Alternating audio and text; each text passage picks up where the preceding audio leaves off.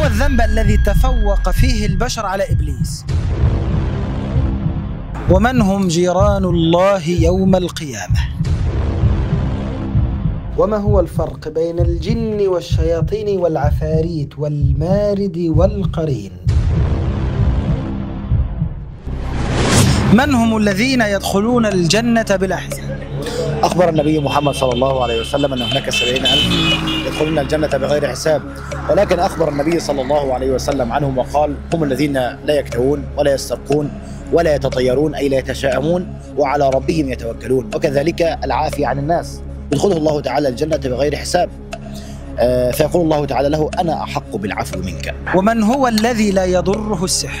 من اللي السحر ما بعملش فيه؟ الذي لا يضره ساحر هو الذي يحافظ على قراءة سورة البقرة، وكذلك المتوكل على الله. وما هي جنة الدنيا؟ الرضا. كل إنسان خاسر إلا من اتصف بأربعة، فما هم؟ الذين آمنوا وعملوا الصالحات وتواصوا بالحق وتواصوا بالصبر. جزاكم الله خير. جزاكم الله خير. ومن هم جيران الله يوم القيامة؟ عمار المساجد، وأفضل بقاع الله في الأرض المساجد، وأفضل أهلها هم الذين يذهبون إليها. الله عز وجل قال: وتأكلون التراث أكلا لما وتحبون المال حبا جما. ما هو التراث؟ الميراث. وما هو الريح العقيم؟ هي الريح التي لا تلقح شجر ولا تأتي بمطر، كالريح التي أهلك الله تعالى بها عاد قوم النبي هود عليه السلام في يوم نحس مستمر. وما هو الشيء الذي طرفه بيد الله والطرف الآخر بيد العبد؟ القرآن، فما تمسك به أحد إلا وحفظه الله، والذي يتمسك به لا يضل أبدا. طيب، ومن هو الذي يأخذ أجر على قضاء حاجته؟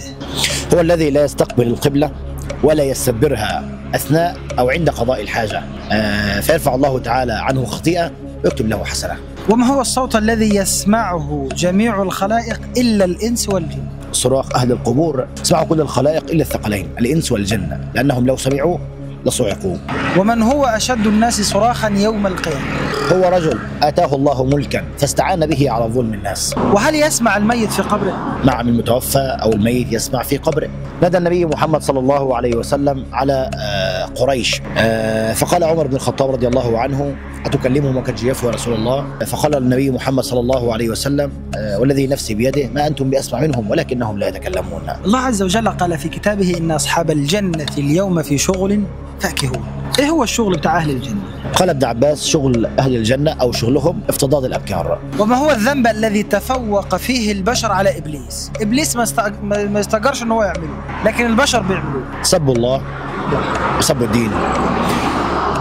فعندما تحدث إبليس مع ربه قال لربه: فبعزتك، فكان مؤدبا في حديثه مع ربه، وهذا إبليس أبو الشياطين وبالجن عموما، وطلب من ربه أن ينظره إلى يوم يبعثون، فقال الله تعالى له: فإنك من المنظرين. أتدري لماذا طلب من إبليس من ربه أن ينظره إلى يوم يبعثون؟ لماذا؟ يخاف من الصعق، فرد الله تعالى وقال له: إلى يوم الوقت المعلوم، أنت مش هتحدد. وما هو الطيب الذي إذا استخدمه الرجل لا تقربه الملائكة ولا تحضر جنازته؟ قال النبي صلى الله عليه وسلم: المتضمخ بالخلوق، وهو المتطيب بالزعفران. طيب، ومن هو الصحابي الذي لقب بالشهيد الأعرج؟ هو عمرو بن الجموح رضي الله عنها. ومن هو الصحابي الذي كان يسبق الخيل عدوا؟ وسلمة بن الأكوع رضي الله عنها. وهل الجن يعلم الغيب؟ الجن لا يعلم الغيب، الجن يعلم الماضي فقط، أما الغيب لا يعلمه إلا الله. لماذا؟ لأن الجن لو كان يعلم الغيب لعلم بموت النبي سليمان عليه السلام وما لبث في العذاب المهين، كان عرف الغيب وهو أصلا متوفى وميت، ولكن لا يعلم الغيب إلا الله. طيب، من هو أول من سجد لله عز وجل بعد النبي محمد صلى الله عليه وسلم؟ السيدة خديجة بنت خويلد رضي الله عنها، فهي أول من آمنت بالنبي محمد صلى الله عليه وسلم من النساء. ومن هو أول من دخل مكة ملبيا؟ أول واحد لبى في مكة مين؟ هو ثمامة ابن أثال الحنفية ملك اليمامة. ومن هو أول من ضحك الله إليه؟ في واحد ربنا ضحكه، مين هو؟ وسعد بن معاذ رضي الله عنها، فعندما استشهد قال النبي صلى الله عليه وسلم لأمه وبشرها رضي الله عنه وأرضاه.